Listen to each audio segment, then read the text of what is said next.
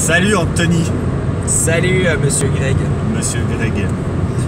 Bon alors, je fais cette vidéo aujourd'hui et elle n'est pas forcément... Vous allez peut-être rien apprendre en fait dans cette vidéo aujourd'hui.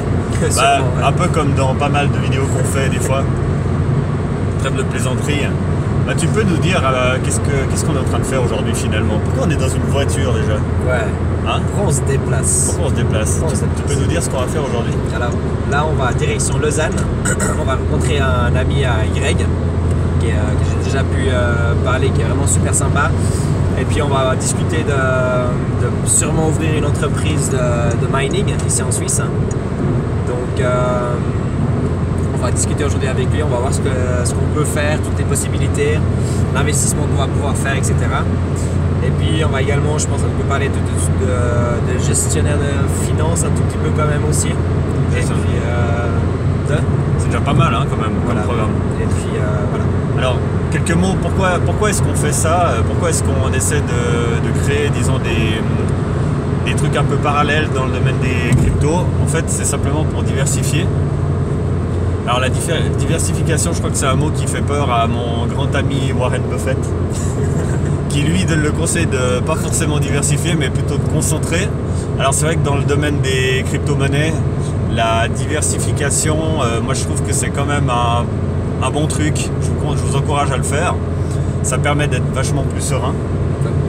Alors un bon exemple, je voulais en parler justement, je profite d'en parler. C'est par exemple quand on trade, disons dans le trading quotidien, une bonne technique pour diversifier que j'emploie moi personnellement. Je sais pas si toi tu fais ça, mais on va pouvoir en parler. C'est en fait, par exemple, on se fixe une somme d'argent pour trader. Par exemple, je sais pas, ça dépend de vos moyens, mais disons soit un demi-bitcoin, soit un bitcoin aujourd'hui à 14 000 francs.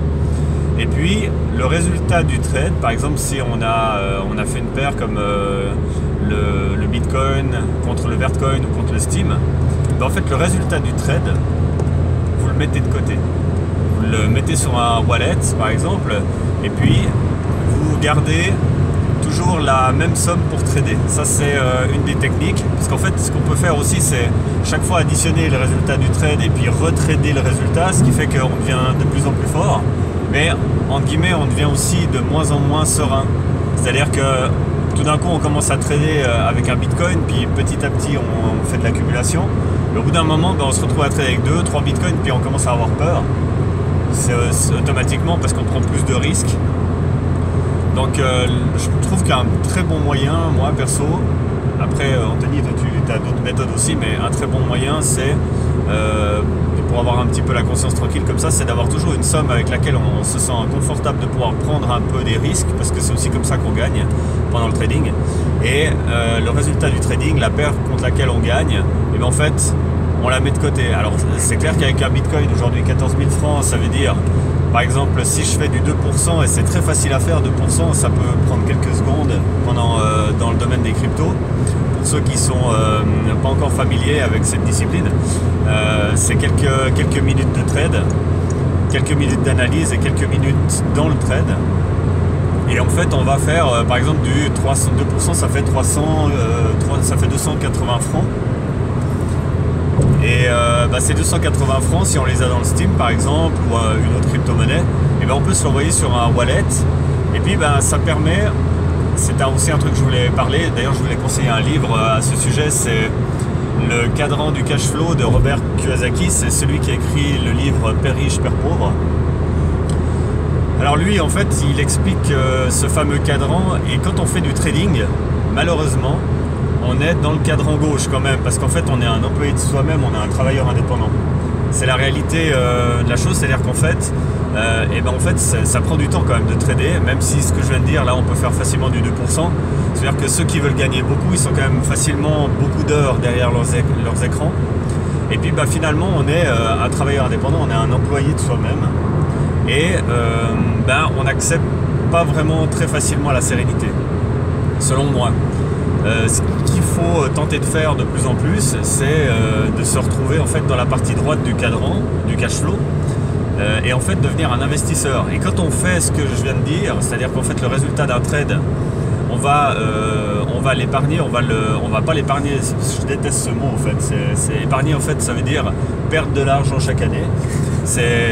On n'épargne pas du tout, en fait on investit dans certaines cryptos, et si on en a suffisamment, on avait fait une vidéo sur le sujet, par exemple une vingtaine ou une trentaine différentes qui sont fortes, et ben en fait elles vont prendre de la valeur de mois en mois. On avait calculé à peu près que ça fait du x3 du x4 à peu près tous les 3 mois, à peu près 1.3 à 1.5 par mois en moyenne sur l'année.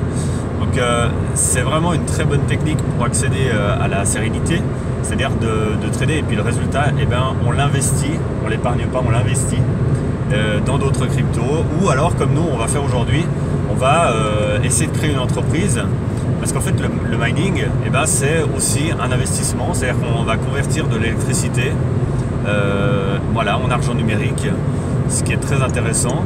Et puis surtout, ça nous permet, nous, de nous émanciper de l'opération, c'est-à-dire qu'en fait, on devient simplement, on passe du statut de travailleur quotidien dans le trading à investisseur. Et en plus, on diversifie. Voilà, j'espère que j'ai pas trop heurté Warren Buffett. Alors c'est clair que j'ai pas beaucoup de leçons à lui donner, il nous démontre que c'est vraiment un génie de la finance et tout ça, donc j'ai beaucoup de respect pour lui. Mais c'est vrai que dans le domaine des cryptos, ça bouge pas mal, et puis je pense qu'un petit peu de diversification, j'espère que tu seras d'accord avec moi, ça fait vraiment pas de mal, et surtout ça permet de passer justement d'un cadran à l'autre, et ça c'est hyper important. Voilà. Je suis hyper blanc. Là, t'es un peu cramé, comme on dit en fait. C'est normal, t'as le soleil dans ta face. C'est pas souvent qu'on voit le soleil. Ouais. C'est temps. Je suis hyper content de te voir au soleil en fait, finalement. Ouais, ça va me faire du bien, ça c'est clair. Mais je peux dire quelque chose. Ouais, t'as le droit de parler, vas-y, parle. Ouais, je voulais juste dire, je trouve que tu parles beaucoup. Alors attends, 7 minutes. Ouais. 7 minutes pour ne rien dire. Puis on n'est toujours pas arrivé en plus. On n'est toujours pas arrivé parce qu'on va loin. Ouais. C'est loin. Donc, moi qui n'ai pas l'habitude de me déplacer. Moi qui ai l'habitude de mon bon vieux Neuchâtel facile d'accès. Donc voilà, j'espère qu'on vous a pas trop saoulé.